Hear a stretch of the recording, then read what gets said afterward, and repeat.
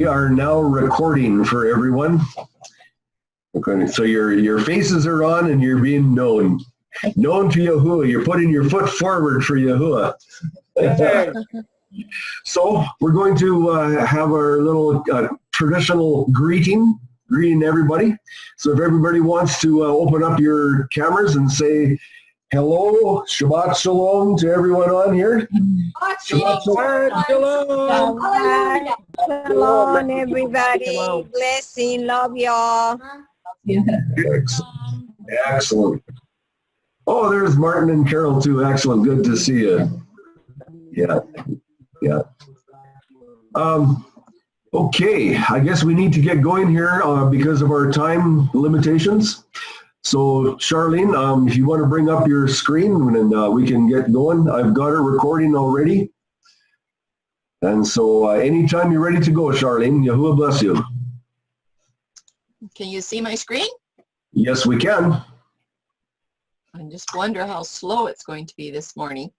Need you to enlarge it. Oh, I saw you click it. Good. Excellent. There it is.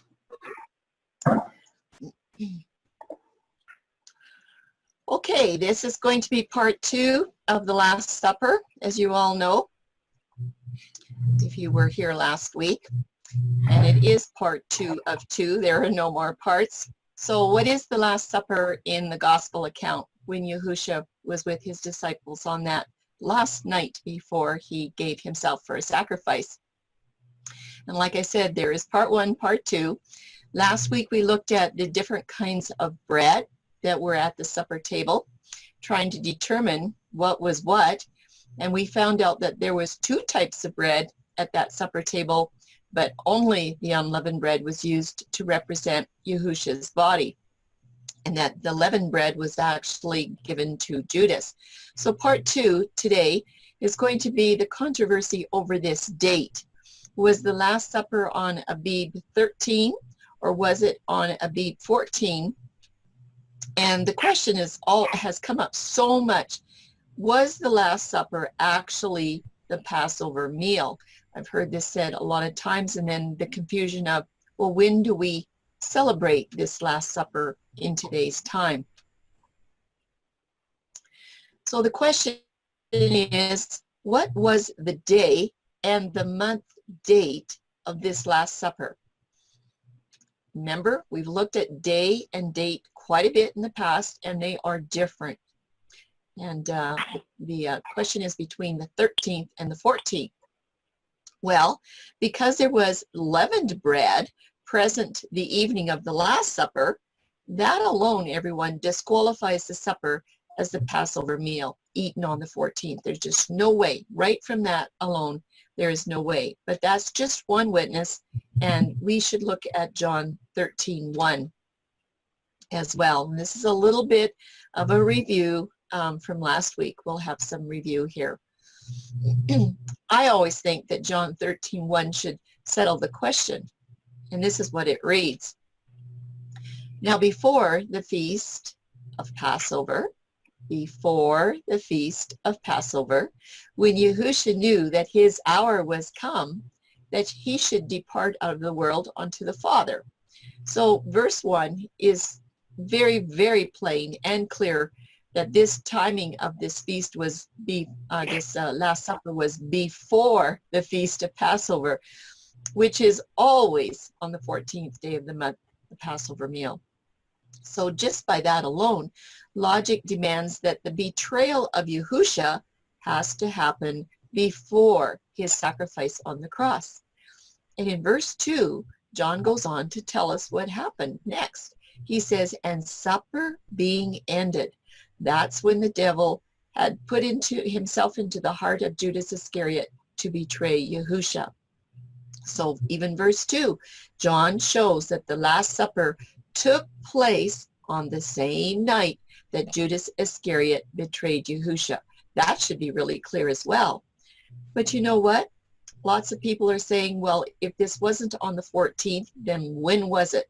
What's going on with this whole timing? We're back to this question of what was the day and what was the date. and this study will be done according to a dawn day start. And why in the world does it even matter when the Last Supper was celebrated as compared to Passover? Was it Abib 13, which was on a third cycle, a Tuesday? Does it matter if it was on the 14th, which is a fourth cycle, the Wednesday, or maybe it was on neither of those days? And does it really matter? Well, yes, it does. So we're going to look at 3 more witnesses this time, besides just that one verse. We're also going to compare John with his additional chapters of 18 and 19 besides 13. We'll look a little bit more at John in comparison with the Synoptic Gospels. And then the second witness, which is just a really short section, is about this phrase, with desire I desired. We're going to look at that. And then the last part will be about a very special meal. What kind of a meal might this have really been? But before we do any of that, we're going to look at Daniel 9:27, magnify that a little bit, and then we will review the Synoptic Gospels. So as we're getting ready to get started, we know this is a controversy because it's been going on for a long time. And my feeling is, if the type of bread at the Last Supper could have settled the whole controversy over this Last Supper, whether it was on the 13th or the 14th, you know, the date, or whether it was on a Tuesday, a Wednesday, and some even say a Thursday, you know, if you're going to do a Friday sacrifice, well, our study should be done right there. There shouldn't be any more argument. But there are some other questions that we need to consider, and some of them have to do with when the day begins. It's really important to get your day start right in this study. So does the day commence with sunset? Because we know many that are using the sunset calendar that celebrate their Passover meal, it's actually on the evening of the 13th, after sunset on the 13th, but they say that's the beginning of the 14th. So it gets a little bit confusing there. And does the day begin with the dawn light? We're going to find out in Daniel 9:27 exactly which day has a start here, if it's sunset or if it's the dawn day.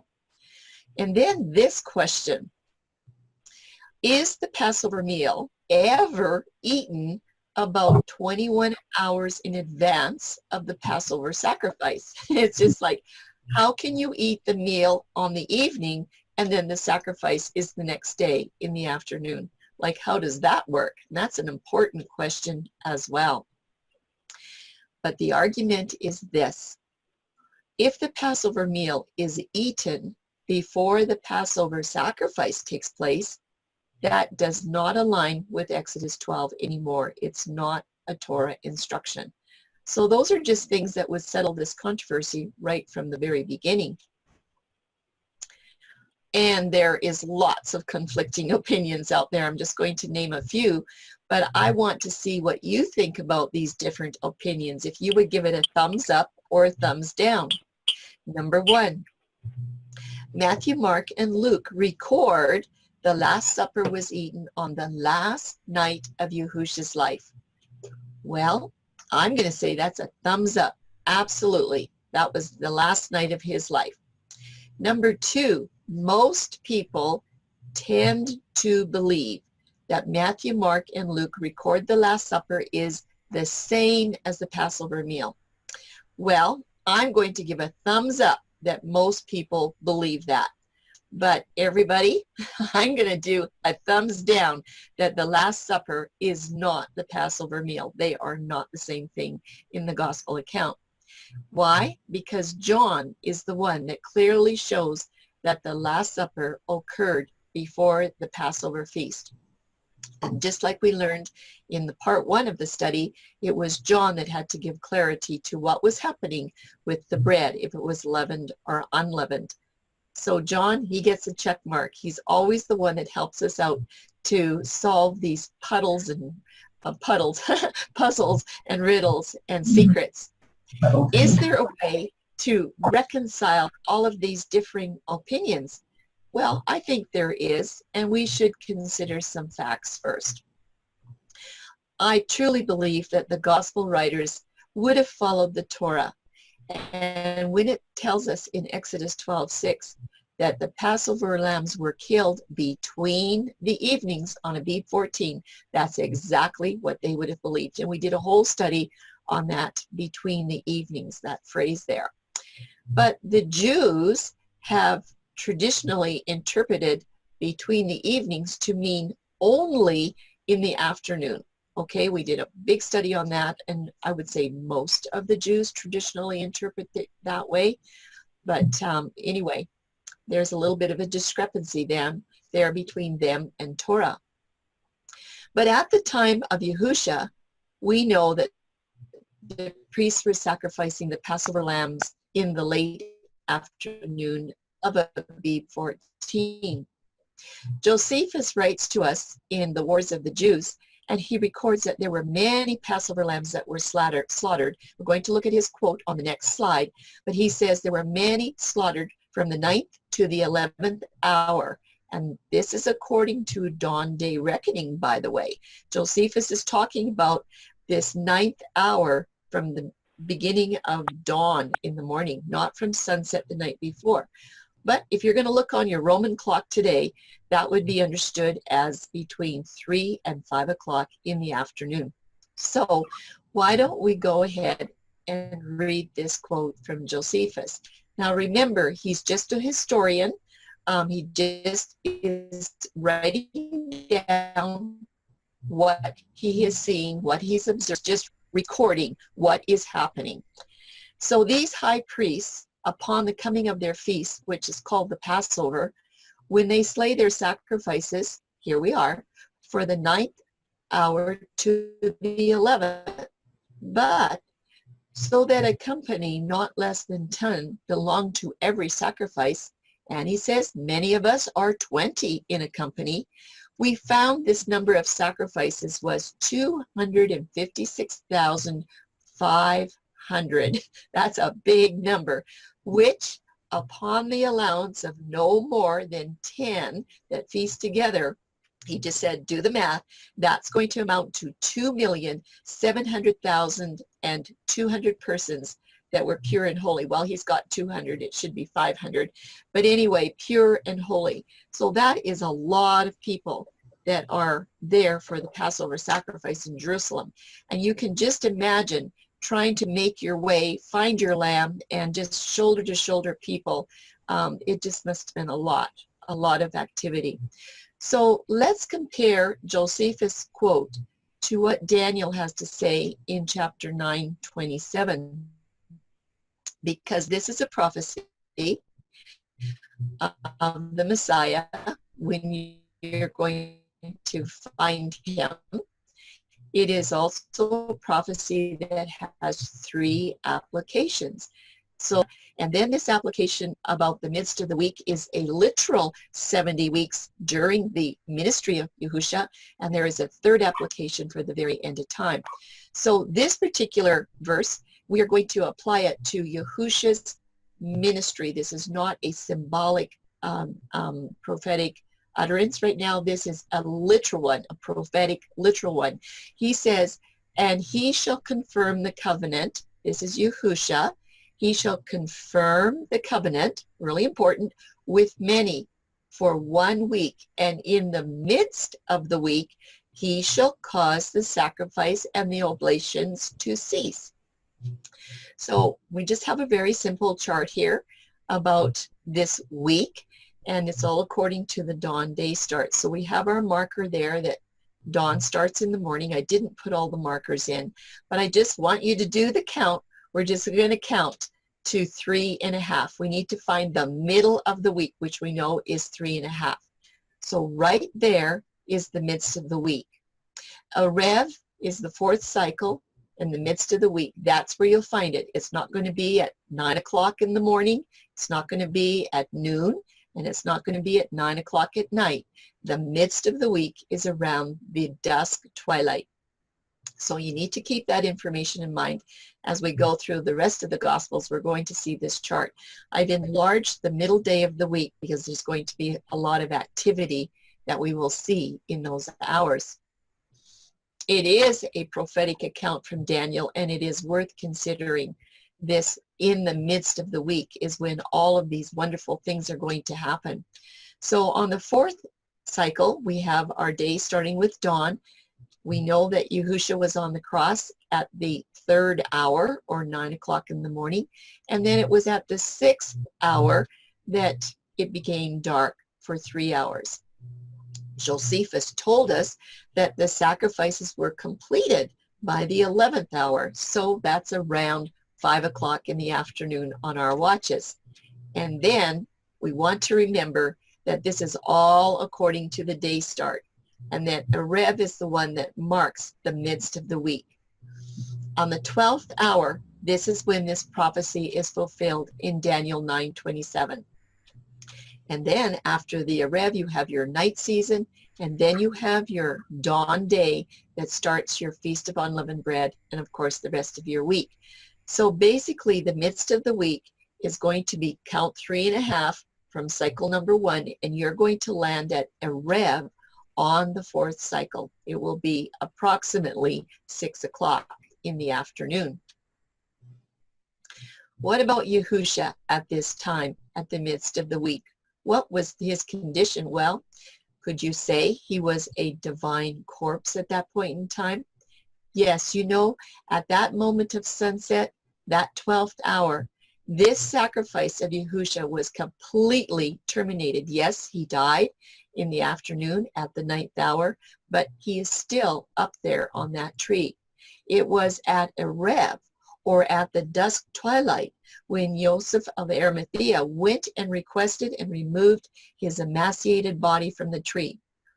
If you can just imagine Joseph trying to make his way through to Pilate when you've got probably wall-to-wall people and lambs crying everywhere, this was probably quite a journey, even if it was only about 1/3 of a mile away. But he made it. He got to Pilate, but it wasn't until the evening. Didn't do this before sunset. And at that point, Yahushua was a divine corpse. He was waiting for something else, the next big event. We're just going to do a little detour here for one slide to see if we can chart this sunset day start according to Daniel's prophecy. So we've got our markers there for when the day starts at sunset. I redid the table so that we have the darkness that comes before the light of day. And the question is this: if the day commences at sunset, what is going to mark the exact midst of the week? Where's the marker going to fall? And when we count this way, does this option actually fulfill Daniel's prophecy for the midst of the week when the sacrifices and oblations are supposed to cease? And guess what? We have to learn to count to 3.5. And it can be tricky when you're trying to put it on a sunset chart. It gets very, very tricky. But anyway, we start out with day number 1. Somehow the sunset people start it with a sunset, and you get all the way to the end of the light season, and you've got 24 hours. Then another 24 hours, and you're through with your second cycle. That's day 2. And then the third cycle is day 3. We are ending there at the end of the daylight. And now we count just 12 more hours, and that is going to get us, guess what? The 12th hour after the third day is going to get us to the dawn marker to when the day begins. So we can just count it out: 24 plus 24 plus 24, and then we need to add 12 more hours to get 3.5 days. And sure enough, the marker is at dawn on the 4th day. That is the middle hour of the week when you start with sunset. And absolutely, the dawn of the 4th cycle as the midst of the week is not when the sacrifices and oblations cease. It just doesn't work. So sunset's gone. It's just wiped out. A sunset day can never start or align with Daniel 9:27. It just does not work. So you have to either throw out the prophecy of Daniel 9, and don't forget that the Jews put a curse on the prophecy of Daniel 9. Nobody was allowed to study it. This might be one of the reasons, and if you couldn't study it, you couldn't find the Messiah when he was supposed to show up. We're just going to take a little detour here now, and we're going to look at Matthew, Mark, and Luke. We did these passages last time, but I'm going to go through these in quite a bit of detail because you need to remember all the details when I shorten up the verses in a couple more slides. So I want you to pay attention with me. This is talking about basically that Last Supper and what the events are. Matthew 26 says, "Now on the first day of the feast, the unleavened bread, the feast of the unleavened bread, the disciples came to Yahushua saying to him, 'Where do you want us to prepare for you to eat the Passover?'" And you should have a big question in your mind right now. Let's read it again. It says, if you read all the words, "Now on the first day of the feast of the unleavened bread." That would be Abib 15. And the question to Yahushua is, where do you want us to prepare to eat the Passover? Doesn't make any sense. But anyway, Yahushua said, "Go into the city to a certain man and say to him, 'The teacher says, my time is at hand, and I will keep the Passover at your house with my disciples.'" So the disciples did as Yahushua had directed them, and they prepared the Passover. In the very next verse, you're going to find that John is now going to pick up events for the Last Supper. It says, "Now when the even was come, Yahushua sat down with the 12. And as they did eat, he said, 'Verily I say to you, one of you shall betray me.'" So I want you to remember everything that's happening here. When those italicized words are removed, the verse reads quite a bit differently. Let's just try it. We're going to do a little bit more work on it later on. "Now on the first of the unleavened bread, the disciples came to Yahushua saying to him, 'Where do you want us to prepare for you to eat the Passover?'" Well, Passover was indeed the first day that unleavened bread was eaten. Absolutely. But it was not the first feast day of unleavened bread. That is a point that we all need to remember. Matthew says it was the first of unleavened bread. That's when the translators put in all those extra words. It makes Matthew read that way. But on the surface, this appears to contradict John's account so much because he's very, very plain in stating that the Last Supper occurred before the Feast of Passover. So it seems like a contradiction. That's why you need to watch those translators and what they're doing with adding in those words. But let's look at Mark. Mark is one of my favorite Gospels. He'll have details there that nobody else will have. So when you put Mark together with the book of John, you will actually find a lot of clarity. Let's pay attention if there's any italicized words. Goes on to say, "Now on the first day of unleavened bread, when they killed the Passover lamb, his disciples said to him, 'Where do you want us to go and prepare that you may eat the Passover?'" Let me read it again. "Now on the first day of unleavened bread, when they killed the Passover lamb, the disciples said, 'Where should we prepare to eat the Passover?' And he sent out 2 of his disciples and said to them, 'Go into the city, and a man will meet you carrying a pitcher of water. Follow him. And wherever he goes in, say to the master of the house, the teacher says, where is the guest room in which I may eat the Passover with my disciples? And then he will show you a large upper room, furnished and prepared to make ready for us.' So his disciples went out, and they came into the city, and they found it just as he said to them, and they prepared the Passover." Very next verse, Mark is going to go on and give events for the Last Supper. So we're at the Last Supper. "And in the evening he cometh with the 12, and as they sat and did eat, Yahusha said, Verily I say unto you, one of you which eateth with me shall betray me. So, is Mark a challenge here for us, just like Matthew was?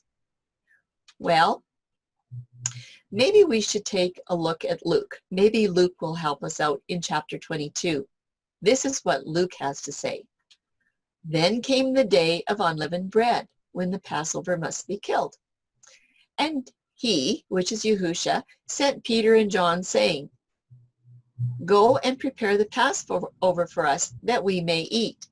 So he said to them, Where do you want us to prepare? And he said, Behold, when you have entered the city, a man will meet you, carrying a pitcher of water. Follow him into the house which he enters, and then you shall say to the master of the house, The teacher says to you, Where is the guest room, where I may eat the Passover with my disciples? And then he will show you a large furnished upper room. There make ready. So they went, and they found it just as he had said to them, and they prepared the Passover. And next, in the very next verse, Luke is going to record some events for the Last Supper, just like Matthew and Mark. Now, when the hour was come, he sat down, and the 12 apostles were with him. And he said to them, With desire, I have desired to eat this Passover with you before I suffer. I want you to take note. Luke is the only one that has this statement. For I say unto you, I will not eat any more until it be fulfilled in the kingdom of Yahuwah. So as we're going through the passages of Luke, it doesn't look like we have any clarity at all. It sounds like on the day of unleavened bread, when they kill the Passover, that's when they were asking all these questions. How are we going to do this? And then he comes up and he's telling you events about the Last Supper. So there seems to be some confusion here as well. Well, a first witness for the day and the date of Passover? Yes, it looks like the Synoptic Gospels seem to have some challenging phrases. So we need to look at John first and see. We're going to look at chapter 13 a little bit first, and then 18 and 19 as well. We have to consider John's gospel. If we didn't have it, we probably wouldn't be able to understand the way this story is really happening. And there's many scholars that believe that John wrote his gospel very late in the first century, around 90 to 100. Probably his gospel book was the last book written in the New Testament. And this is quite a few decades after the Synoptic Gospels had been written, probably 20 to 30 years after. We have a lot of Greek-speaking Gentiles that are comprising a significant portion of the church, and they're all believing that the day begins at midnight, okay? They're under Greek and Roman laws here for timing, and also most of the people are speaking and reading Greek. Even many of the Jews are not even reading Hebrew anymore, but I'm convinced that Matthew, Mark, Luke, and John were written in Hebrew, and then they were translated into Greek so that the people could read the gospel story. But John's gospel is very different from the synoptics, and you've all heard that John is different. And the reason is because he has been trying to write and get this message of the Messiah to the Gentiles that are converting into the church. And there's a lot of things happening here, because I believe that when he was pouring through the Synoptic Gospels, he saw problems, and I believe that these must have been already translated into Greek. I'm pretty sure of it, because as John was reading their witnesses, what was written down and what the translators had added in there with those extra words, he must have been going, oh dear, there are problems here.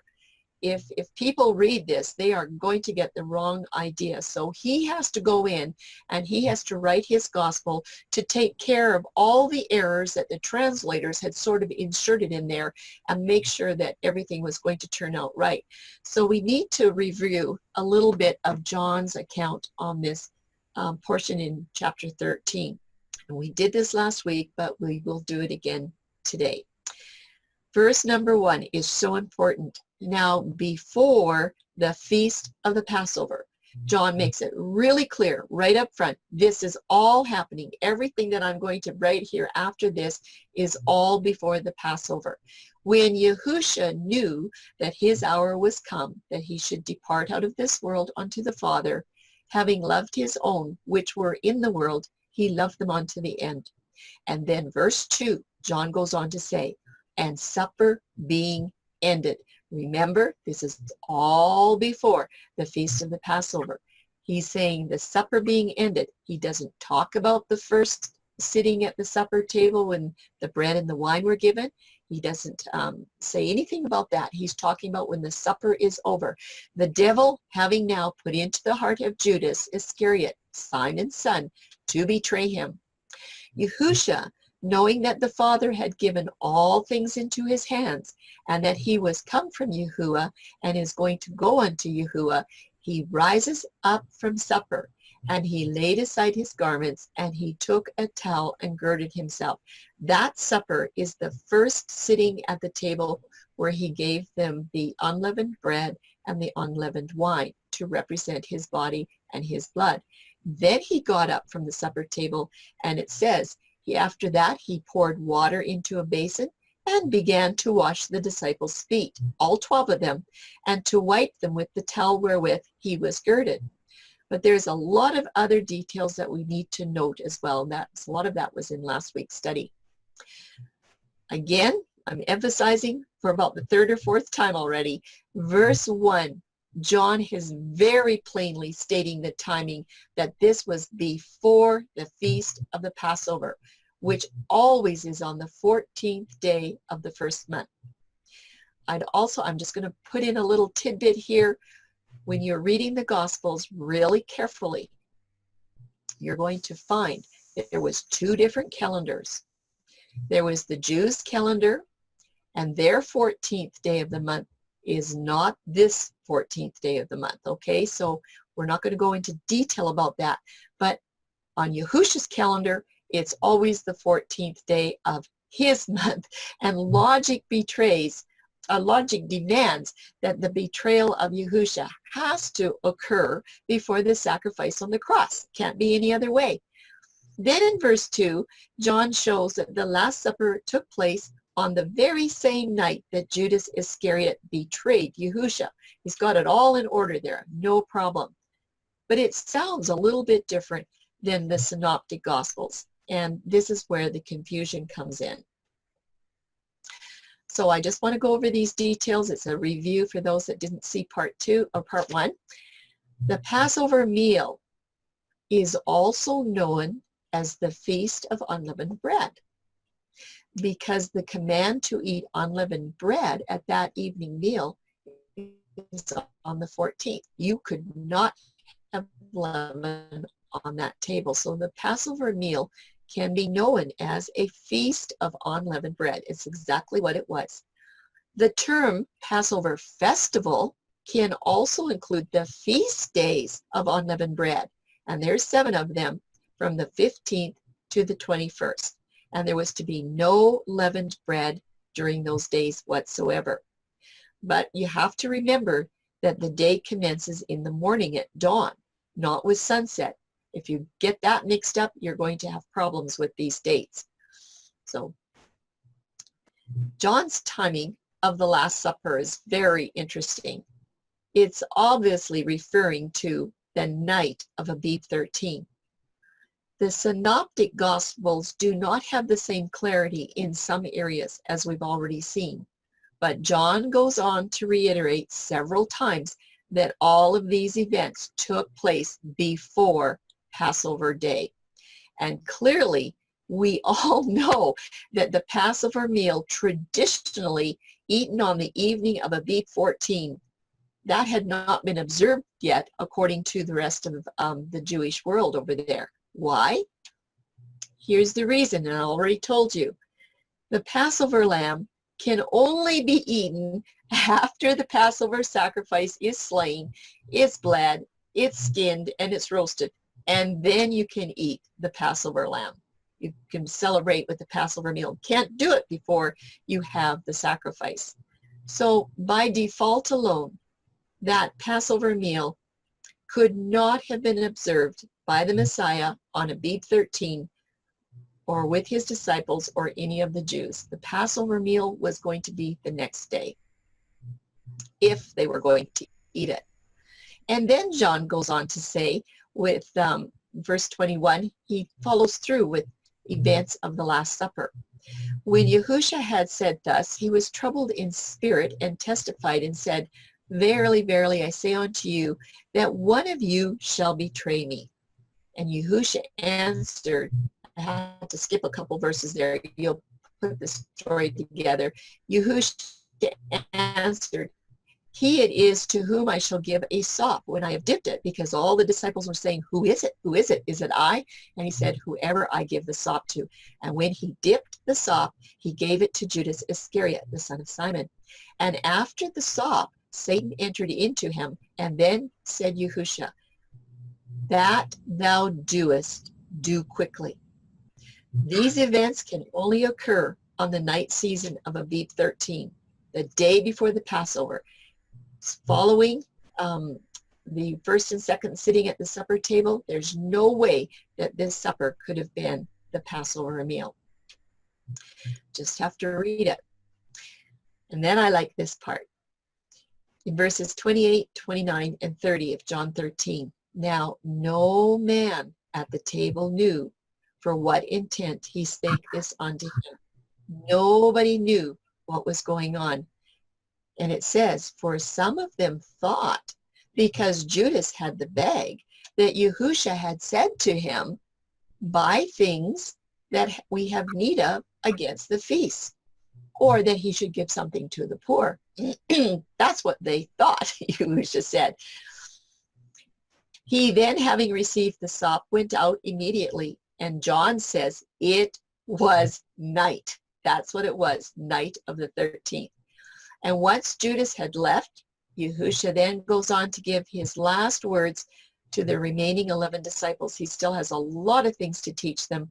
In chapters 14, 15, 16, and 17, it's around 3,000 words of instruction that the Synoptic Gospels are completely silent about. But he spends a lot of time with the 11 once the leavened has been removed out of the group. But did you catch the calendar lingo in verse 29? The disciples thought, Yahushua said, Buy those things. So if it was the 14th, and if it is a sunset day where the sunset on the 14th actually brings in the Sabbath of the unleavened bread, this obviously isn't going to work because there would be no stores open, would there? So this is not the night of the 14th. And Yahushua is still with them. We know on the 14th in the evening, Yahushua was not with them anymore as their living Messiah. John has so many extra details, and it's worth looking at them. He's the only gospel writer that records all of this additional instruction to his disciples right from the time that Judas left the group until they went into the Garden of Gethsemane. In chapter 14, he reveals his Father and the promise of the Helper. And in chapter 15, he talks about the vine and the branches. We need to be grafted into him. And chapter 15 also talks about there's going to be a coming rejection. And in chapter 16, he's talking about the work of the Ruach that's going to work in them and make a lot of changes in them. And then in chapter 17, you all know Yahushua's prayer for himself, for his disciples, and for others. So lots of extra instruction there from John. He has very important details. We're going to look at just 3 of them this time that are not found in the Synoptic Gospels. They're important too. We're going to just jump up to John 18:28, where it says, Then they led Yahushua from Caiaphas to the praetorium, and it was early morning. And when you put this together with the book of Mark, Mark tells you that the rooster crowed, and immediately, this is what is happening. So this is early morning. This is the break of day for Passover day.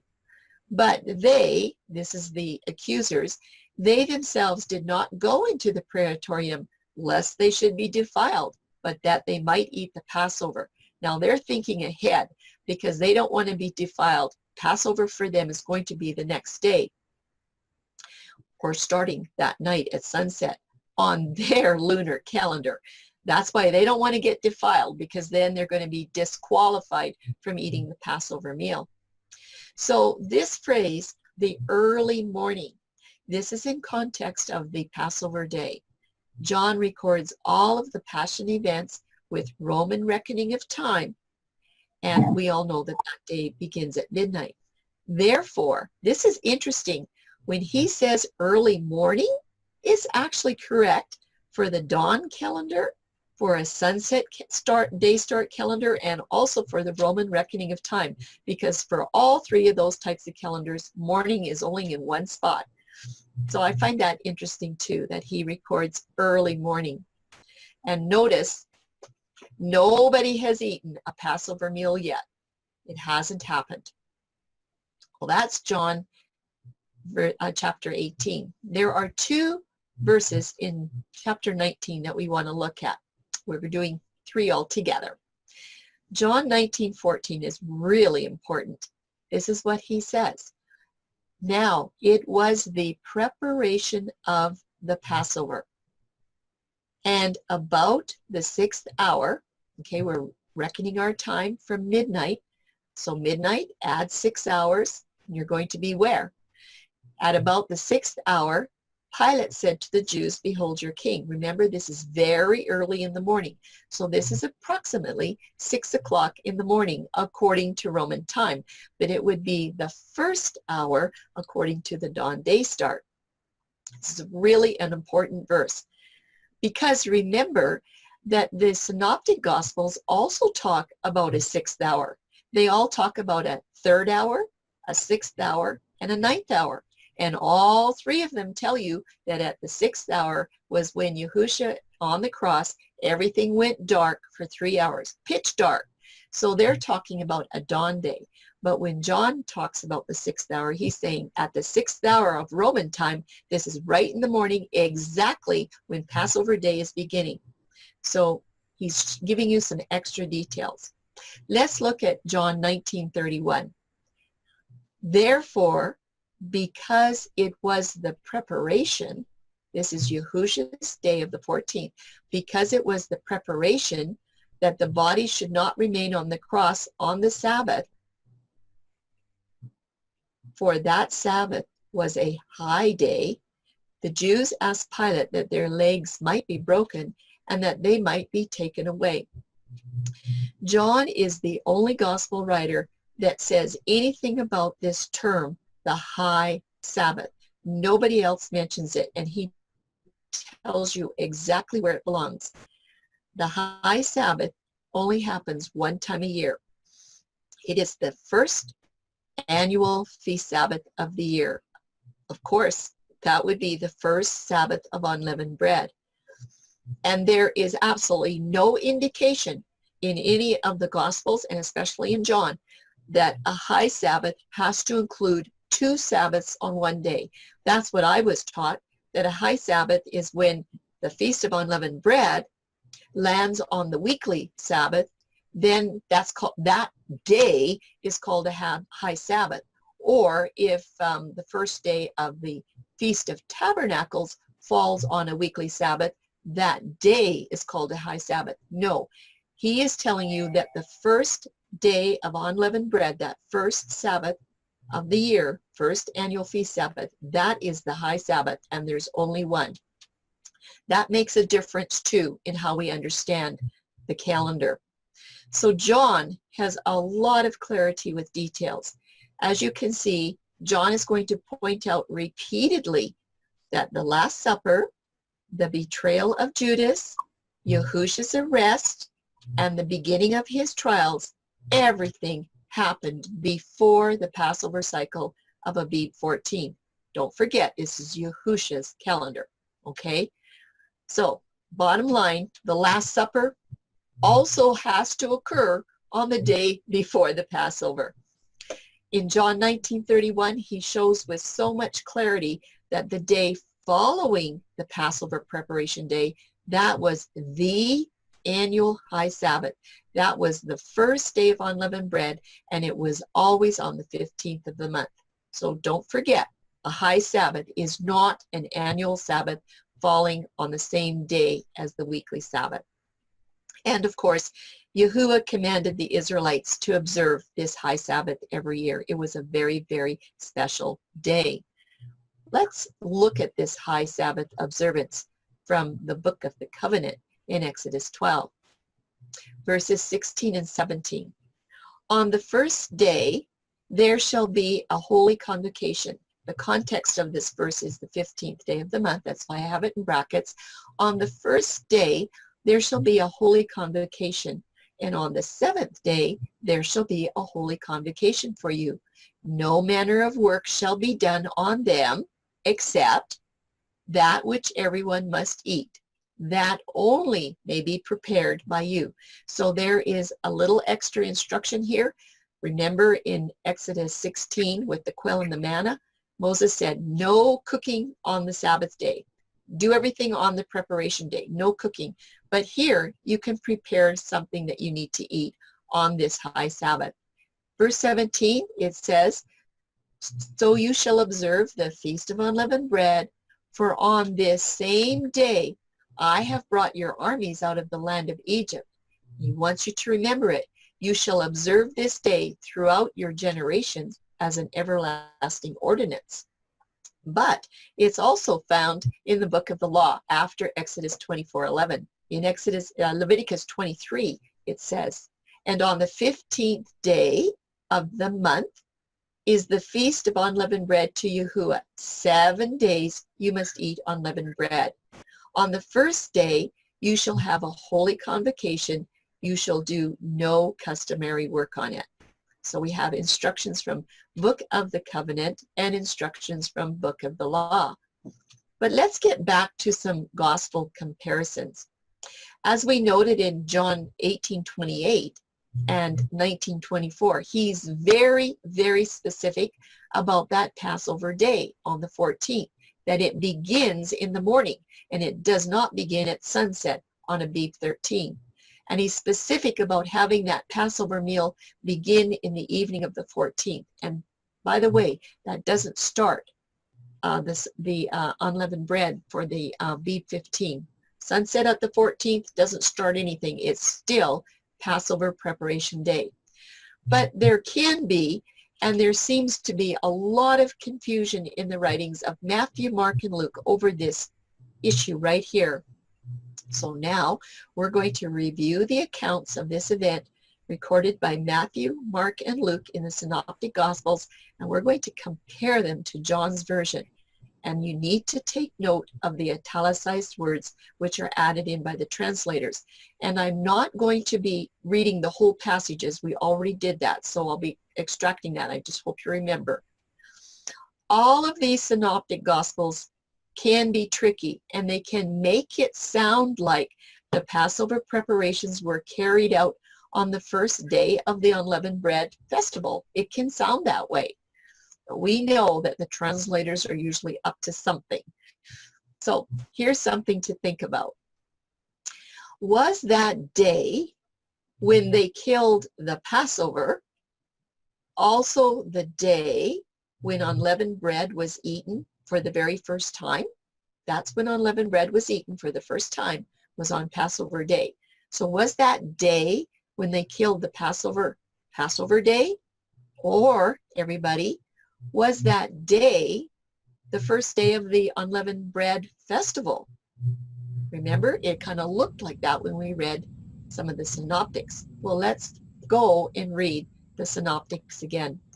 And this time, we are watching for a very close examination on when it says a day. It is just one day. Matthew, Mark, and Luke say this. Now, on the first day of the Feast of Unleavened Bread, the disciples came to Yahushua saying to him, where do you want us to prepare for you to eat the Passover? So the disciples did as Yahushua had directed them, and they prepared the Passover.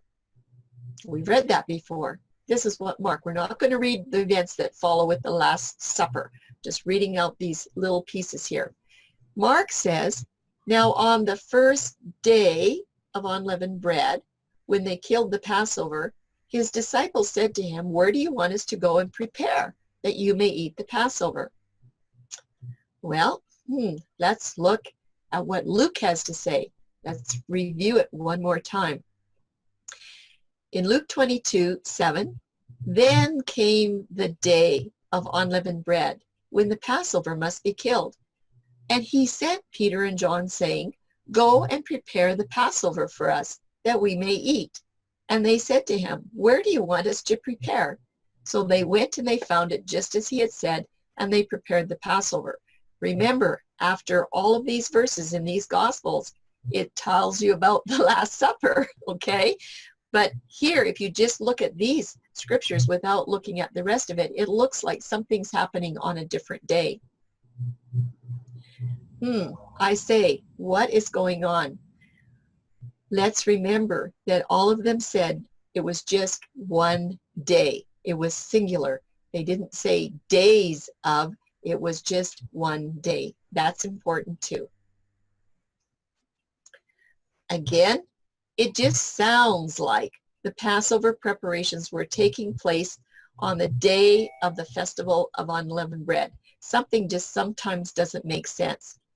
Now, if the people were actually planning preparations for Passover on the first day of the unleavened bread festival, that definitely does not align with the statute commands in Exodus. That doesn't make any sense at all. But it sort of reads that way. And we have to remember that there are thousands of Jews that were arriving into Jerusalem as far ahead as 6 days before Passover. And you know what? If there was over 2 million of them, I'm sure they were coming in early to see if they could find their spot. And all of them were making preparations for any approaching day of eating unleavened bread. They were getting ready because they knew that there were days coming that had no eating of leavened bread. So John is very clear. He's going to make sure there is absolutely no mistake. There's no mix-up. So could it be that John realized that this problem in the wording of the synoptics was going to be a really big problem, and he had to fix it up in his gospel? So therefore, he enlarges on details. And when he said, this is before the Feast of Passover, that's exactly what he meant. I also found it's really interesting that John does not use the expressions day of unleavened bread. He doesn't, it's not in his book. And he doesn't say the Feast of Unleavened Bread. You won't find it. He completely stayed away from those expressions. I have a feeling so that the translators could not mess it up when they translated his work. So now, everybody, we are at a crossword. We need to make a decision. We're at that point where a decision has to be made. So you have two choices. Are you going to choose to accept Matthew, Mark, and Luke and the way the translators have it? Or are you going to choose the book of John? Because right now, it doesn't seem like they're lining up. Or we have another choice. Wouldn't it be better if we could see all the Gospels in harmony with each other? Wouldn't that be a better idea? That's what we're going to try to do. Because these Gospels have to be in harmony, or else, guess what? You don't have a true Messiah. So here's a suggestion. Would this make more sense if the Synoptic Gospels were written this way? The first day of unleavened bread was approaching. The first day of unleavened bread was approaching. Let's try it.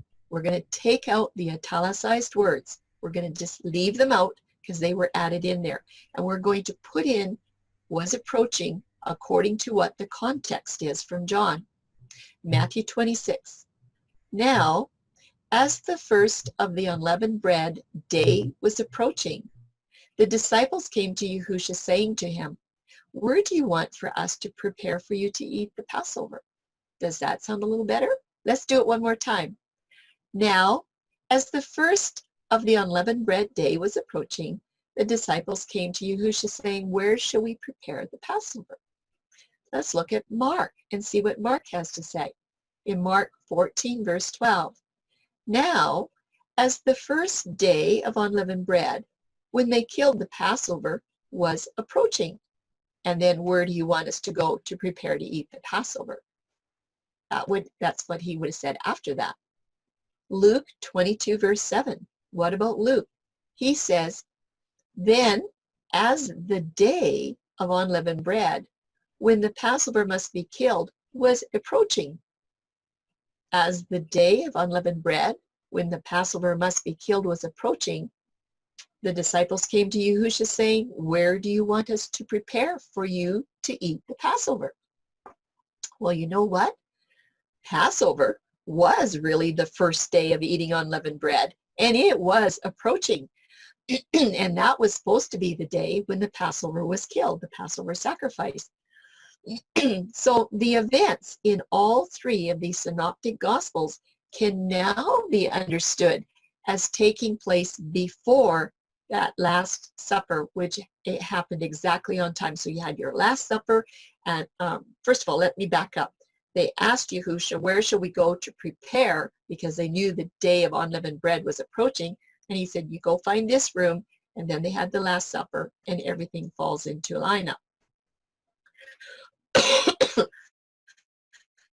Had the translators written it properly or translated it properly when they took it from the Hebrew to the Greek, the synoptic gospels would be in complete alignment with John 13:1, which says, now before the feast of the Passover. Then all of the following events for the Last Supper will also make sense, and they'll be in alignment with one another. That's what we're looking for. So let's just chart these four Gospels, and I'll just use Matthew here. Now, as the first of the unleavened bread day was approaching, the disciples came to Yahushua saying, where do you want us to prepare to eat Passover? This is according to the dawn day start. This is not according to sunset. Verse 17, the context and the time reference is actually on the third cycle. It is before the Last Supper. They hadn't had the Last Supper yet, so this is the context of when this is happening. But guess what, everybody? Passover is the first day of unleavened bread that was approaching. And on that night is when they were planning to have the Passover meal. But guess what else? The Festival of Unleavened Bread also has 7 days that were approaching. So the disciples had this in mind. They knew that they need to get ready for the Passover. They needed a place. They needed to have unleavened items, and they needed to get ready for these days of unleavened bread. The little comment here on the bottom corner of this slide is really important. It should have had a whole slide to itself. Let's see what it says. There is only one way for the Synoptic Gospels to be understood, that there were days approaching that were connected to unleavened bread. The context here is about a Passover day that is arriving. This was after the Last Supper. So it is absolutely impossible for the disciples to place this request of where they're going to prepare the Passover on the Passover fourth cycle. And they wouldn't have done it on the unleavened bread Sabbath, the high Sabbath, which is the fifth cycle. There's no other place for this request. It has to be on the 13th, when the day of unleavened bread was approaching. That's the way it should read. Oh yes, translation discrepancies. They're all over the place. And just like we did really thorough work on the moon, we found out when the translators got in there and put in added words or put in the wrong words, there was a discrepancy. Same thing here in the Gospels. But don't ever forget that John's Gospel was written very, very late. And it's very likely that those synoptic Gospels were already translated into Greek by this time. If they hadn't been translated into Greek and they were in Hebrew, I'm pretty sure they said exactly what they were supposed to say, but he saw a problem here. So John has to go in and fix things. It must have been hair-raising experience. He would have seen that there was a very definite necessity to clarify the proper meaning around the word day of unleavened bread. They all had day of unleavened bread, not days. And that day was talking about Passover. So John is trying to take all of his readers back to what the Hebrew mindset would have originally understood. He's trying to get it all straightened out. So today, this Greek translation has taken on a meaning that was never intended by any Hebrew writer or any Hebrew believer. We need to really be careful about these italicized words and what has been added in there that's going to detour us to what the truth really is. We're learning that the hard way. We didn't know that when we started out. So let's just do a little tiny review here of the synoptic accounts of the Last Supper. The disciples came to Yahusha. That was the 13th of the month. They asked him where he wanted them to prepare to eat the Passover meal that was going to occur the next night on Abib 14. The meal was always eaten at night. And at least it appears here that the disciples were assuming that they're going to be eating a Passover meal with Yahusha. Remember, they didn't get it, that he was going to be the sacrifice. But anyway, they were assuming that they were going to get ready for that. Yahusha then instructs Peter and John how to find the place where they should prepare to eat the Passover on the night of the 14th. And that's because they all thought that that's what they were going to be doing. He told them many times that he was going to Jerusalem to die. He told them at least 3 distinct times, but they never ever connected that he was the Passover lamb. And then he told them that the owner of the house would show them a large furnished room, and Mark and Luke both state that it was there in that room that they were to prepare for the Passover meal to be eaten. So Yahusha had prepared everything for them ahead of time. And then after the next supper and on to early the next day, we have some other things. When we follow the synoptic testimonies, this is what we find. In Matthew 27, with verses 1 and 2, it says, when the morning was come. This is after the Last Supper. He says, when the morning was come, all the chief priests and the elders of the people took counsel against Yahusha to put him to death. And when they had bound him, they led him away and delivered him to Pontius Pilate. Mark 15, he says, and straightway in the morning, the chief priests held a consultation with the elders and the scribes and the whole council, and they bound Yahusha and carried him off to Pilate. Luke doesn't have a lot of details. He just says, and the whole multitude of them arose and led him unto Pilate. Luke is sometimes a little bit short on the details, but you can always find details in Mark and in John. Typically, that Passover meal is to be eaten on the evening of Abib 14 after the Passover sacrifice, according to the statutes. It is not eaten the evening before on the 13th, which if you do the math, if they try to eat the Passover sacrifice on the evening before of the 13th, that's at least 21 hours before the sacrifice is even given. So what does all that have to do with the Last Supper? John has more details of what happened early on the 14th. John 18:28, we've read this before. It's worth reading again. And they led Yahusha from Caiaphas onto the hall of judgment. And he said, it was early, and they themselves went not into the judgment hall, lest they should be defiled, because they wanted to eat the Passover on the 14th. But the question is, who is being referred to as they? Is it the Pharisees and the leaders? Is it other disciples? There was other disciples as well, many others beside the 11 and 12. But it really doesn't matter. Whoever it was, the Passover meal had not been eaten yet. That's very clear in this verse. It says they didn't want to be defiled so they could eat the Passover. So by this time, nobody had eaten the Passover meal. What does that mean? The Last Supper was not the Passover meal. So in John 18:28, he said it was early when Yahushua was led from Caiaphas to Pilate. Well, how early was it? He's going to tell you how early it was. John 19:14 is a verse you should mark because it's very special. This is what he says. Now it was the preparation of the Passover, okay? And about the 6th hour.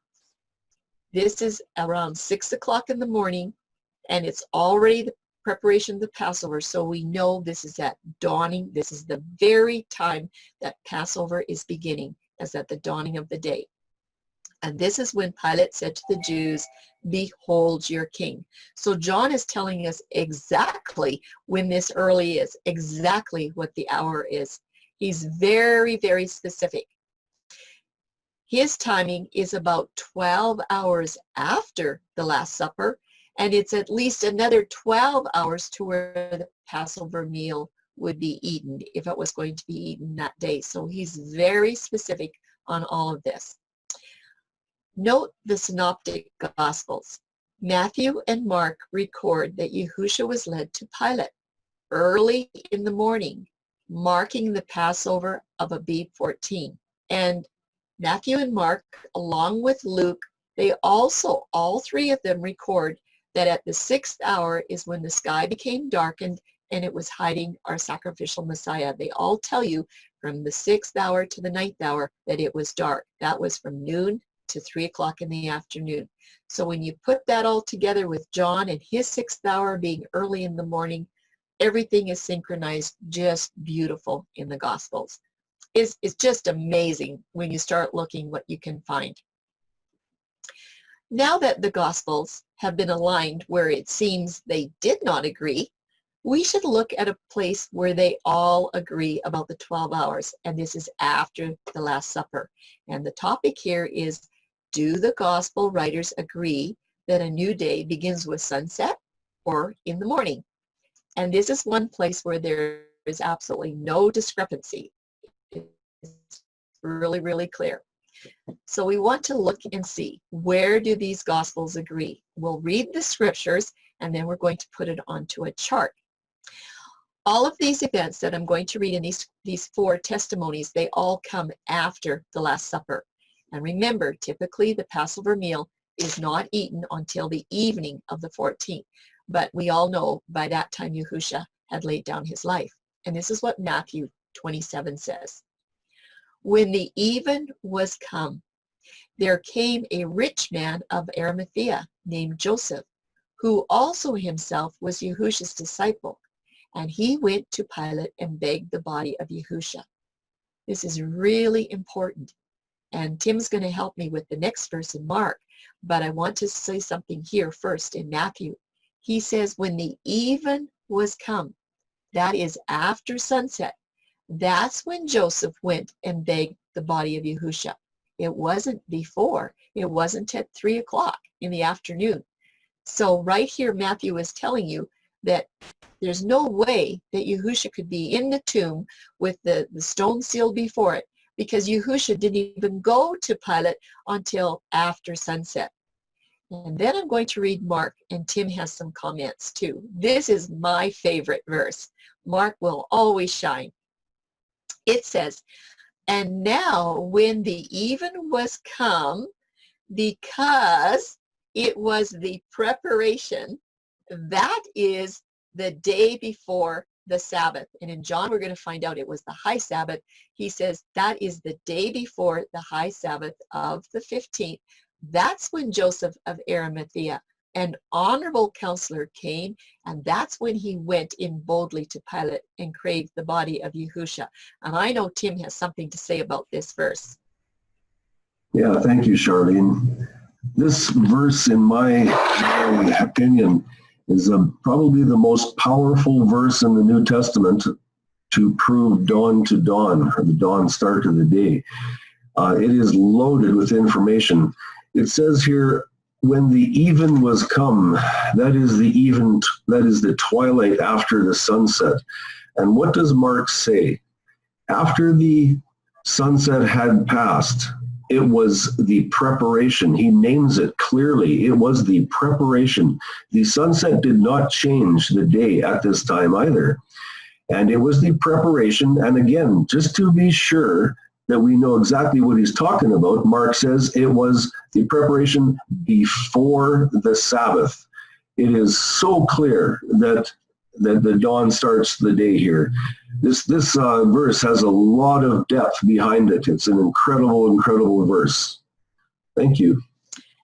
I'm so thankful for Mark, and I've said it many times. When you start putting Mark together with John, you have clarity just beyond all doubt. But Luke is pretty good too. He says, on that day was the preparation, and the Sabbath drew on. Guess which Sabbath this is? This is the Feast of Unleavened Bread Sabbath. And the women also which came with him from Galilee followed after, and they beheld the sepulchre and how his body was laid. I just want to go back to the Sabbath. This, when it says the Sabbath drew on means epiphosko. That means the Sabbath light is starting to come. It hadn't come yet, but it was approaching, okay? And this is the Unleavened Bread Sabbath on the 5th cycle, or Thursday. There's a lot of people that take this verse to say that, oh yes, this was a Friday cross because the high Sabbath landed on the weekly Sabbath, and Luke says the Sabbath drew on. But this is the Unleavened Bread Sabbath. So Luke is pretty good here too. But look at John. The Jews, therefore, because it was the preparation that the body should not remain upon the cross on the Sabbath day, for that Sabbath day was the high day, they besought Pilate that their legs might be broken and that they might be taken away. Now, I have a question here. It says that the Jews, because it was the preparation day. Which Jews are these? Are these the believing Jews in covenant calendar? They understand that the next day is the 14th, or when the 14th is, or are these unbelieving Jews? Because the unbelieving Jews in covenant calendar, their 14th is not the same as what John's talking about here. So when you're going through the Gospels, you're going to find very clearly there was two sets of calendars going on. It says, the Jews, therefore, because it was the preparation, this has to be some believing Jews. They saw that these bodies should not remain on the cross on the high Sabbath. Okay, so I have to say that those are believing Jews. They saw what was going on. But what does that all have to do with the Last Supper? Okay, we're always wondering about that Last Supper. Just remember that. I'm not really going to answer it. It's already being answered. Well, the Gospels agree on a Passover point that is really important. I'm just taking one of those points. There's lots of others when you put all the puzzle pieces together, but we're just going to look at one on this chart. One example where the Gospels agree that the day begins in the morning with dawn. And the question is why? And here's the answer. Because the even, or the evening twilight of the Passover day does not change the date to Abib 15. We're going to see that. So hang on as we look and see what's happening with this chart. Starts with the dawning of the day in the morning. It's the dawn twilight that begins Passover day. I don't have all the details in this, but we all know Yahushua was on the cross at the 3rd hour, or 9 o'clock in the morning. And then at the 6th hour, it became dark. We know that he said at the 9th hour, it is accomplished, and that's when he laid down his life. We also know that the 12th hour begins the Erev, or the dusk twilight. That is still a portion of the day cycle. Okay, and now let's look at Mark. We're going to look at Mark, and not sure what the order is here, but we'll look at the 4 Gospels. I put them in a very distinct order, And I've already given you all the verses. You know what they say, so this is just a little review. Mark 15 says this: the even was come, and it's still the Passover preparation day, and he says the day before the Sabbath. And we know from John that that is the 15th, the unleavened bread Sabbath. So Mark is very clear here in chapter 15. The next one that we want to look at is from Matthew 27. And he says, when the even was come, that's when Joseph asked Pilate for the body so that he could bury him. And then John 19 says, it was the preparation day, the day before the high Sabbath. They're all talking about the same day. Guess when that day started? In the morning. We're still on Passover day. Sunset hasn't changed a thing. And Luke, in Luke 23, says, that day was the preparation, and the high Sabbath drew on. And when you read drew on, it's epiphosko.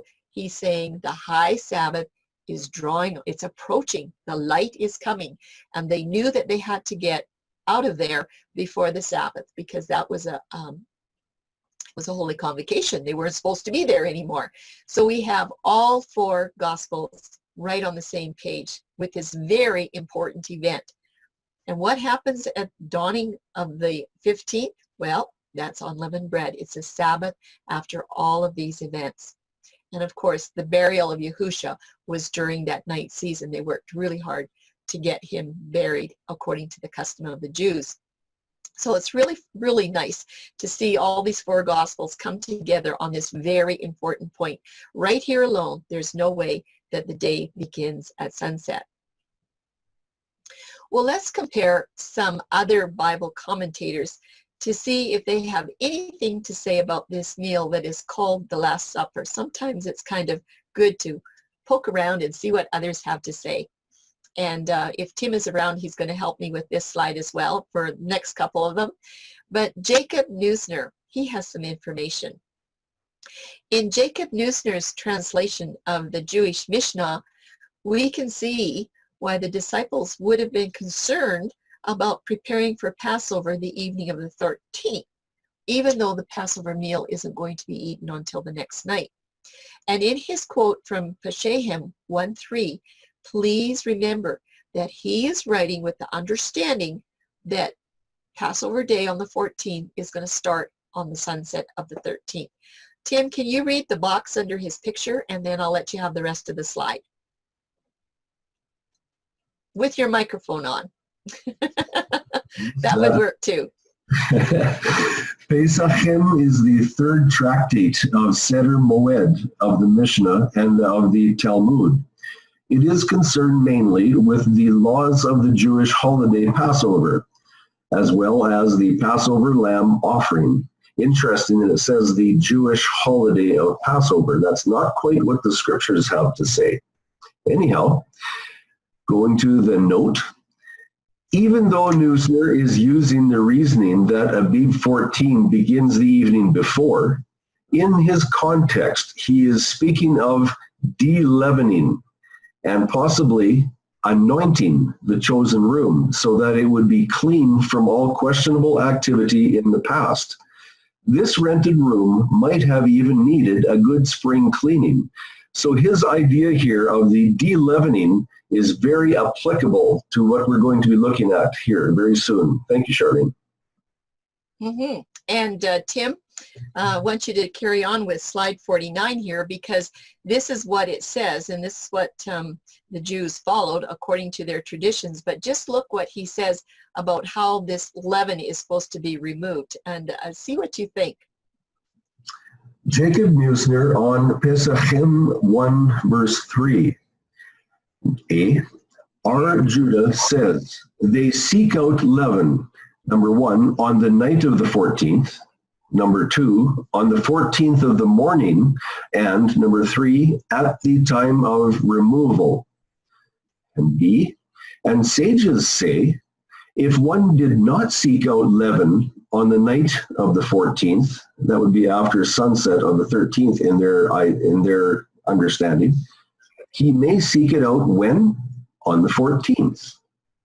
And C, if he did not seek it out on the 14th, let him seek it out at the appointed time. And that is said to be 11 a.m. to 12 noon on the 14th. And D, here's another option.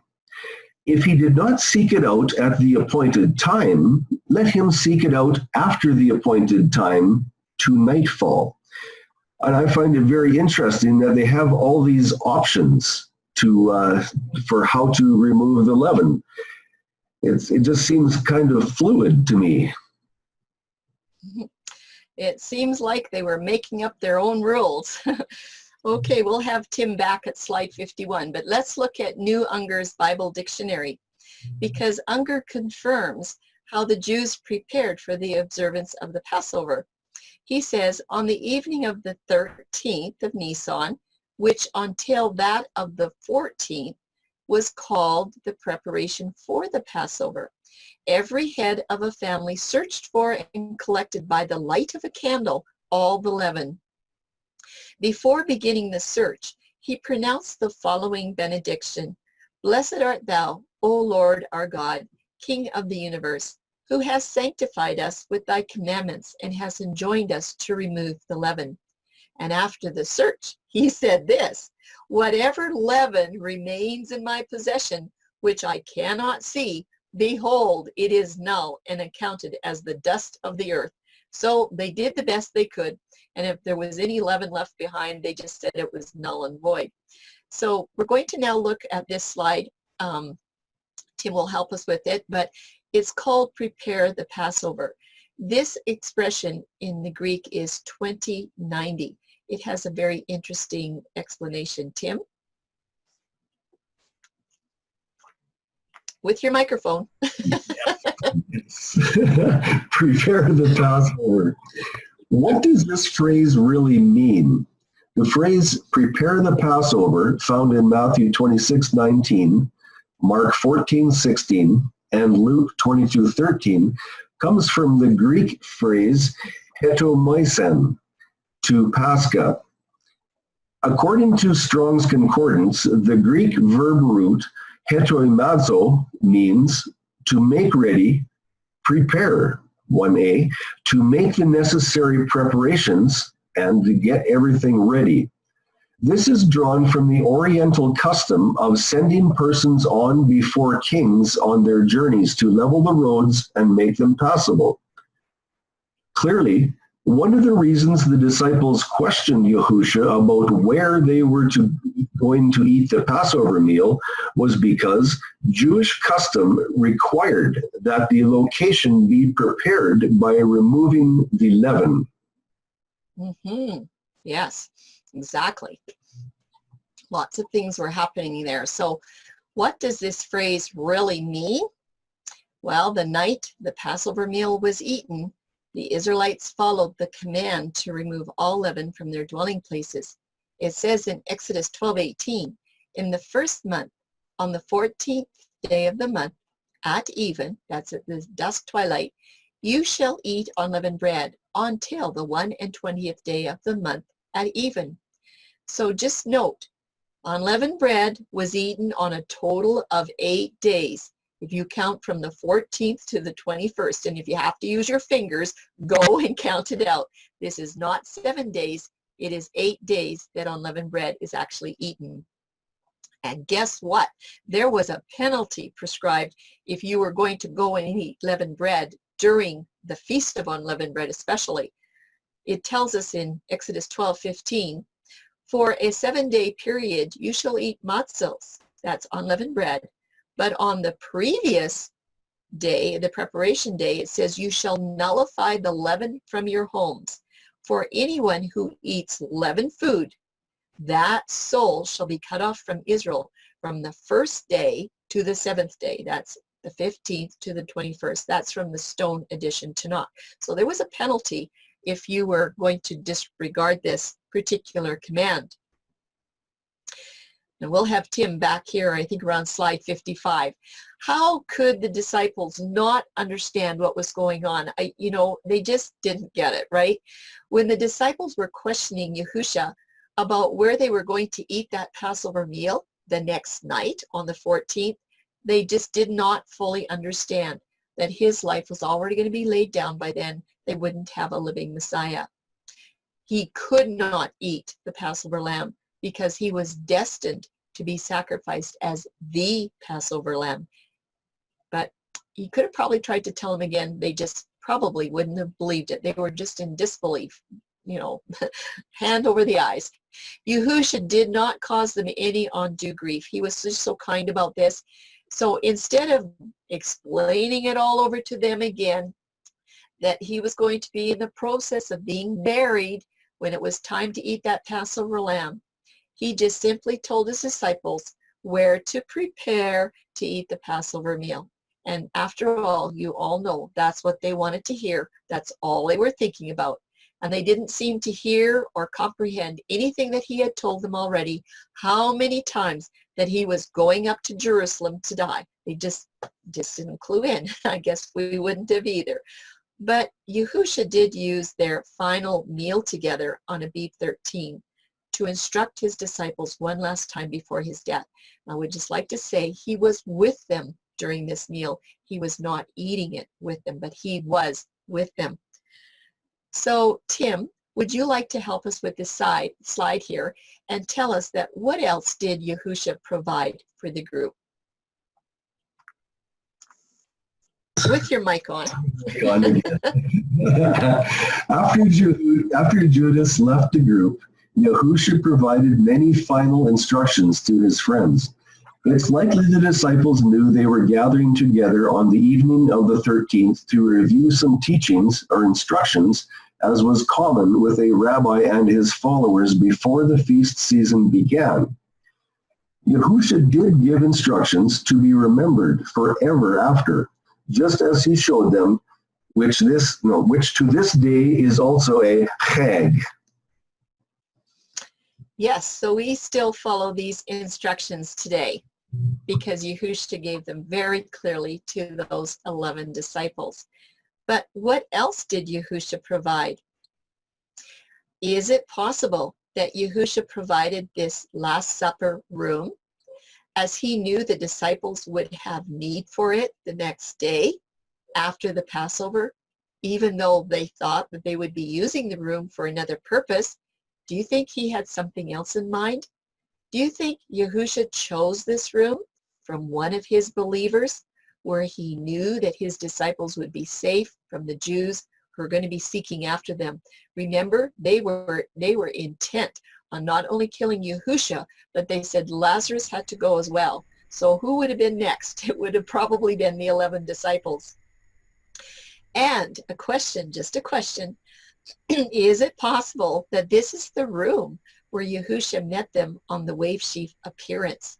So they knew right where they were supposed to be.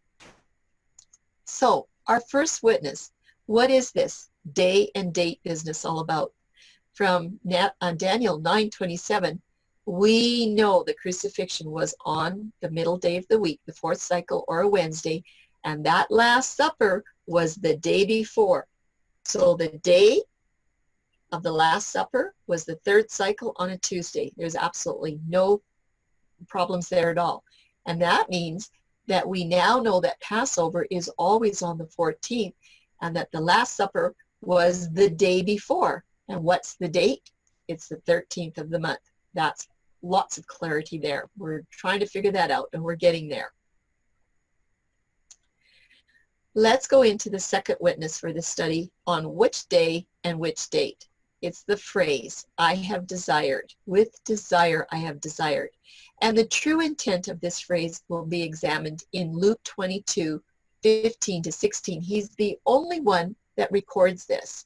This is just a little short section here on number 2. He says in Luke 22, and he said unto them, with desire, I have desired to eat this Passover with you before I suffer. For I say unto you, I will not eat any more thereof until it be fulfilled in the kingdom of Yahuwah.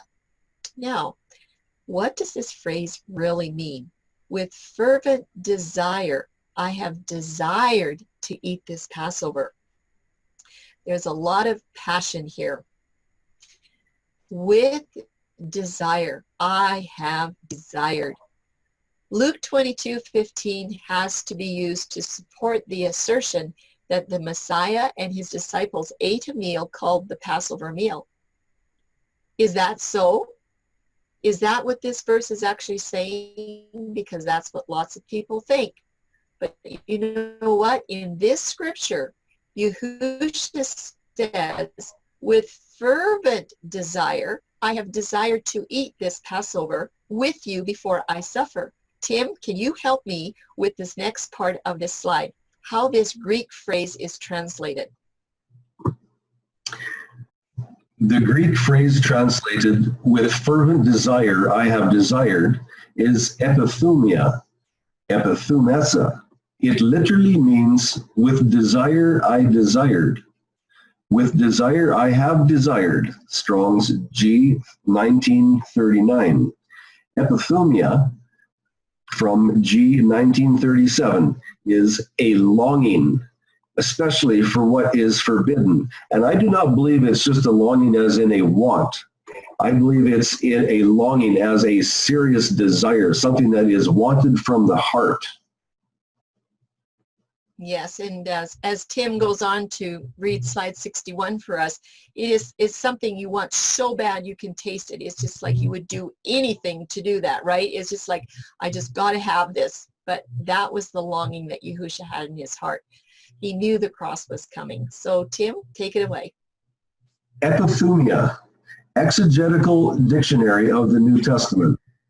The first word of this phrase, with desire I have desired, epithumia, is a noun. According to the exegetical dictionary of the New Testament, usually this word has the ambivalent sense desire, strive for, long to have, do, and be something. It can also be used for forbidden desire. Yahushua uses epithumia in his sense in Luke 22:15.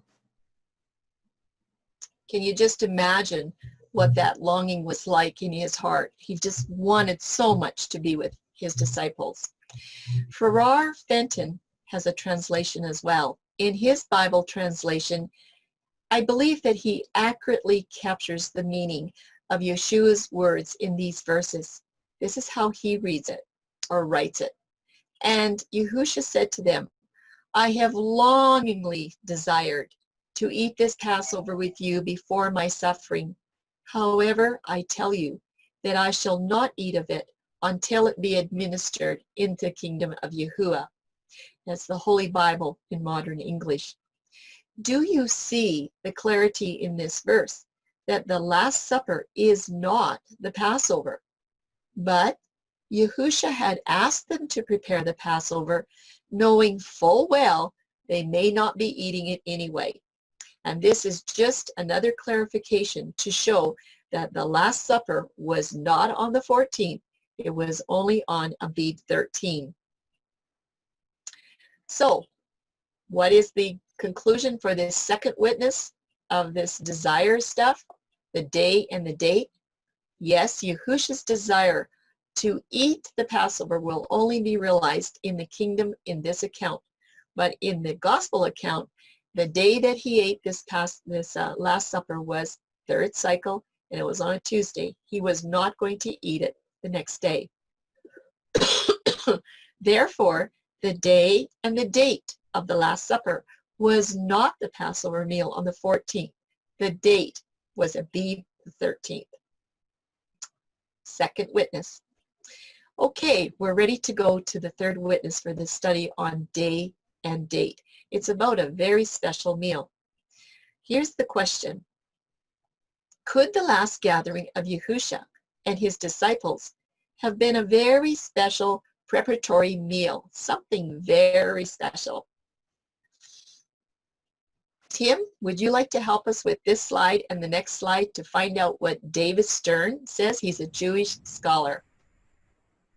David H. Stern, Jewish scholar. David H. Stern writes about the Last Supper meal. The Last Supper is considered by most scholars to have been a Passover meal or seder. Many Pesach themes are deepened, reinforced, and given new levels of meaning by events in the life of Yahusha, the Messiah, and by his words on this night. However, Joseph Shulam has suggested that it may not have been the Seder, but a Seudat Mitzvah, the celebratory banquet accompanying performance of a commandment such as a wedding or Brit Milah.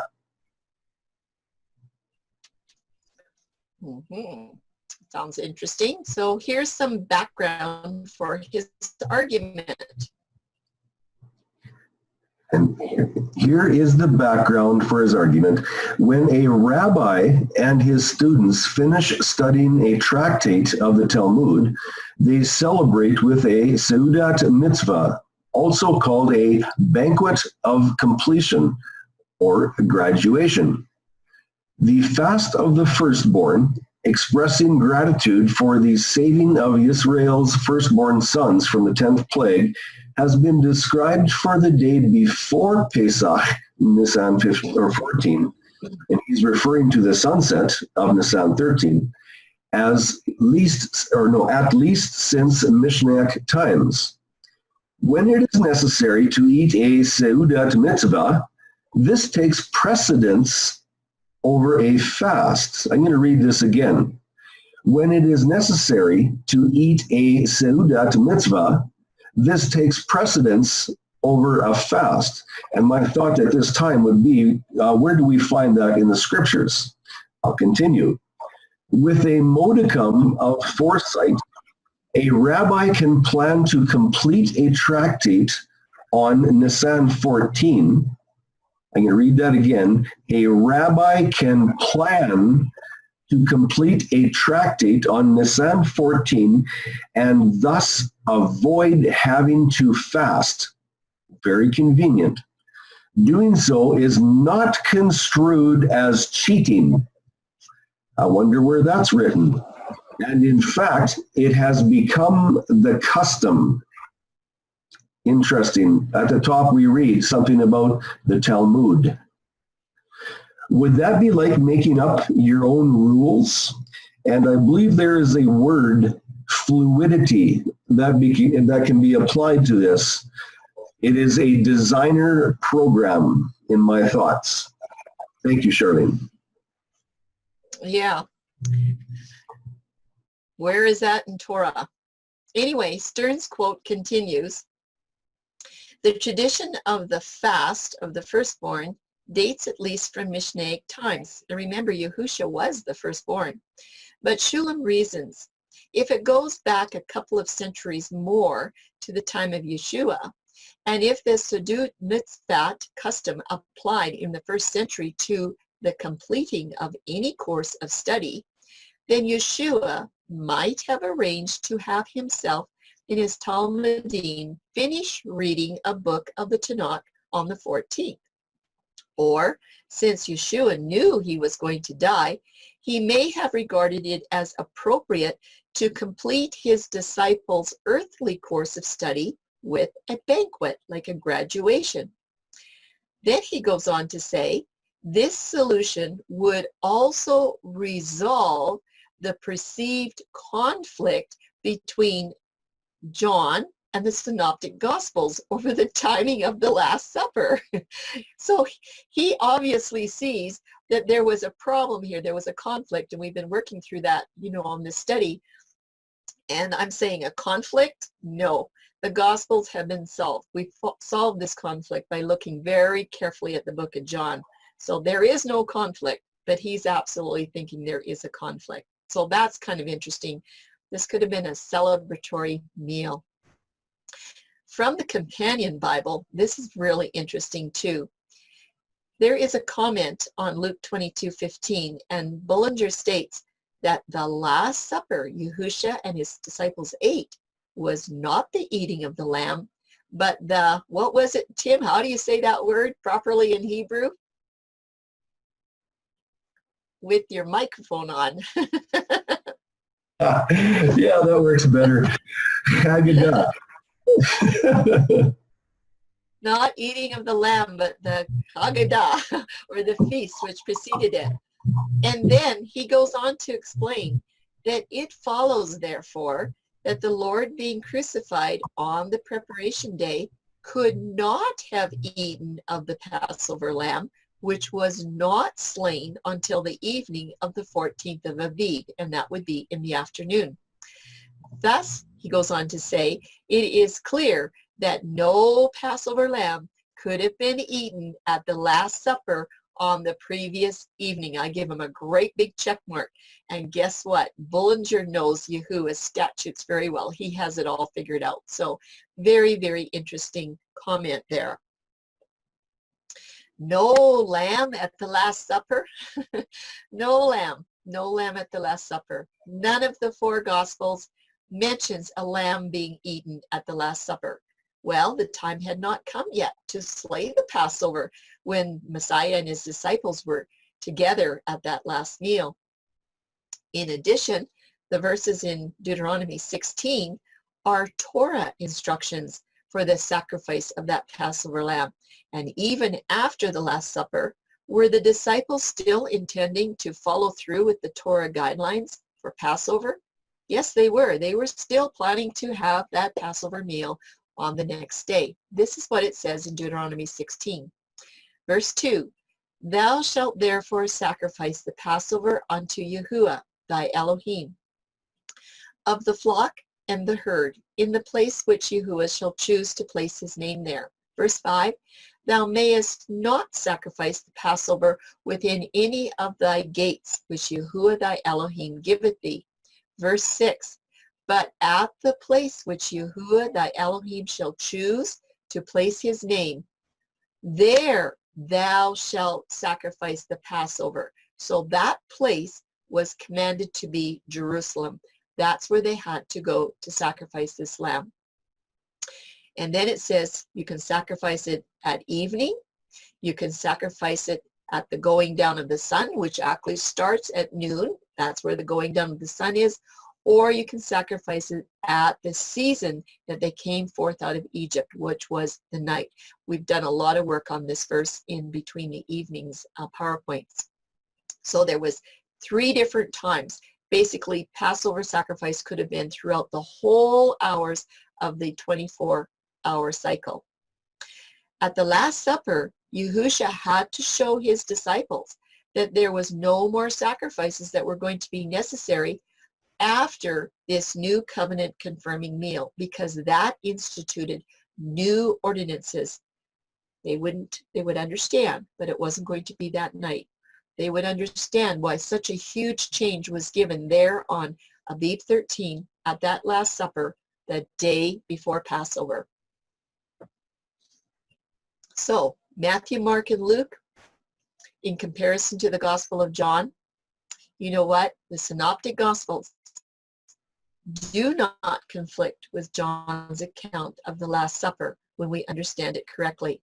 If there's a very careful study done of all the 4 Gospels, it shows that Yahusha and his disciples did not eat the commanded Passover meal during their last time together before he died on the cross, because no one can eat the Passover lamb on the 13th because it doesn't get sacrificed and roasted until the 14th. So they were simply preparing for the upcoming Passover festival.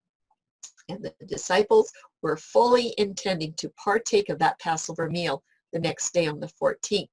So just a little review. At that Last Supper, the disciples could have eaten some type of a celebratory or preparatory meal in Yahusha's presence the evening of the 13th.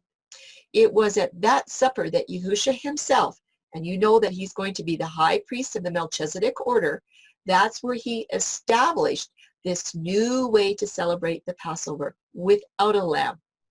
And it was through the simple symbols of the unleavened bread and unleavened wine. And then he endorsed the foot washing.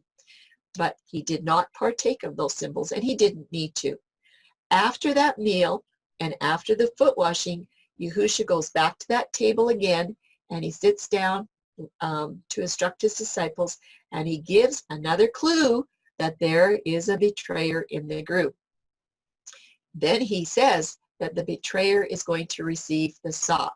That was the leavened bread that soaked up everything that it could. And when Judas Iscariot arose and he left after he received the sop, that illustrated that the leaven in the group had to be removed to carry out Yahushua's plan, what was going to happen next, because Judas was going to betray Yahushua to the Jewish authorities. Would it not seem appropriate for Yahushua to use leavened sop to designate the leavened disciple in the group that was soon to betray him? Of course he would. That's what he would do. That's why there was 2 sittings at that table. Yahushua and his disciples obviously could not have eaten the Passover lamb with their meal that night on the 13th. There's just no way. And Paul says that Messiah was our Passover. Matthew, Mark, and Luke all record that Yahushua died at the 9th hour, or 3 o'clock in the afternoon on our clocks today. That coincides with the very same time as recorded by Yahushua for when the slaughter of the Passover lambs commenced. Remember what he said? From the 9th to the 11th hour. So Yahushua fulfilled the symbolism of the Passover lamb exactly by giving his life before preparation was made to slay the unblemished lamb at the sanctuary. But that wouldn't have been done till the next day, because this was not the feast of the Passover of the unbelieving Jews, okay? And that's another study. But what about this fast of the firstborn? There's been considerable discussion on who ate what and on what day was it eaten. In this section, we're going to look. What do we know for sure? There was no lamb at the Last Supper. The disciples partook of the bread and the wine as emblems of Yahushua's body and his blood. There is no record that Yahushua partook of these emblems, and there's no reason for him to do it in the first place. However, remember this. He began his ministry with 40 days of fasting, and he fasted many times up to his Passover sacrifice that he knew was going to fulfill the Torah type. I'm sure he fasted a lot. He knew in his 70-week ministry that he was going to be soon at the cross, and he needed to prepare himself. And I'm sure the disciples saw him fasting a lot. It's understood that the lamb chosen on the 10th of the month for the Passover sacrifice was fasted for the last 4 days of its life. If you didn't fast the lamb, you would have a problem when you went to roast it. Because Yahushua fulfills all the types, then he would also fulfill the fasting requirement of the Passover lamb. Could it be that if this Last Supper was a celebratory meal, that he would have been fasting anyway? He certainly did qualify for the fast of the firstborn, even if it was a tradition. And Yahushua, he would fast often during his full ministry because he knew he was going to face a great deal of temptation. And certainly that was the case for the upcoming events at his Passover. There is absolutely no doubt that Yahushua was fasting. So some questions. Is it possible? Is it possible that the disciples would not think anything unusual about Yahushua fasting again? He's just fasting again. They had seen him doing this so many, many times throughout his ministry that they wouldn't really think anything about it. If that's the case, then the Last Supper was very likely a celebration of finishing their practicum with their master. They didn't know it, but he did. And in that case, the Last Supper definitely was not the Passover meal, and it did not take place on the 14th. So you know what? The Synoptic Gospels can be reconciled with John if we just do a little bit of work. And if you approach this topic with an open mind and the belief that the scriptures cannot be broken, we can reconcile all these accounts. That's what John says in 10:35. The scripture cannot be broken. So just an epilogue as we finish up. The Last Supper celebration on the 13th was the very last time the disciples were together before Yahushua died. It is highly unlikely that any of the disciples ate a Passover meal the next day under the surprising circumstances.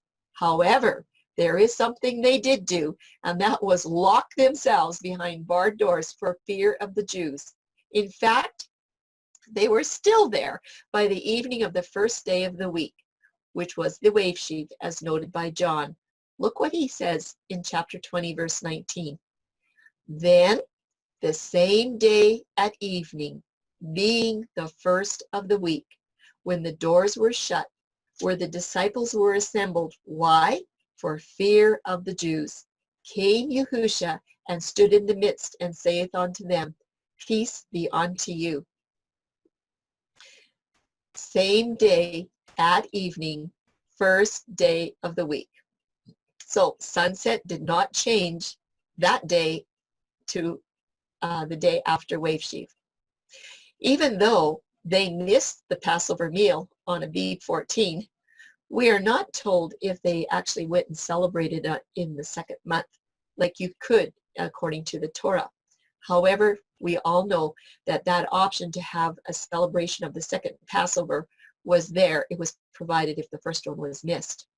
So our third witness, and this is our final answer for the day and the date of the Last Supper, it was special, and it could have followed the tradition of a celebration meal with their master. That is true. But the day that it happened, it was the third cycle or a Tuesday. No other day qualifies. Second thought, therefore this banquet would not have been a Passover meal on the 14th. Final answer, the date of the Last Supper was Abib 13. It was the 13th day of the month. Let's just finish up with some instructions from Paul on the Last Supper and the new Passover ordinances. This is around 60 AD. It's probably about the time that the gospel writers finished writing their gospel. So this is probably about 30 to 35 or 40 years before John writes his gospel. This is what he has to say in 1 Corinthians 11. For I have received of Yahusha that which I delivered unto you. This is what Yahusha instructed Paul, that Yahusha, the same night in which he was betrayed, took bread. And when he had given thanks, he brake it. And he said, Take, eat. This is my body, which is broken for you. This do in remembrance of me. After the same manner also he took the cup when he had supped, saying, This cup is the New Testament in my blood. This do you, as often as you drink it, in remembrance of me. For as often as you eat this bread and drink this cup, ye do show Yahusha's death until he come. And guess what? That's where we're at today. The wedding supper is next. The next time that he eats a meal, it's going to be a celebration meal of the everlasting covenant, and that's going to be for us. That's going to finish up this whole covenant that started with the midst of the week. That's the end of the study for part 2. I hope that you really enjoyed it. And like I said before, there's questions and comments that can be sent to me at Charlene@studythecalendar.com. And I'm going to pass them all off to Tim to answer. So thank you very much for being with us on the study today.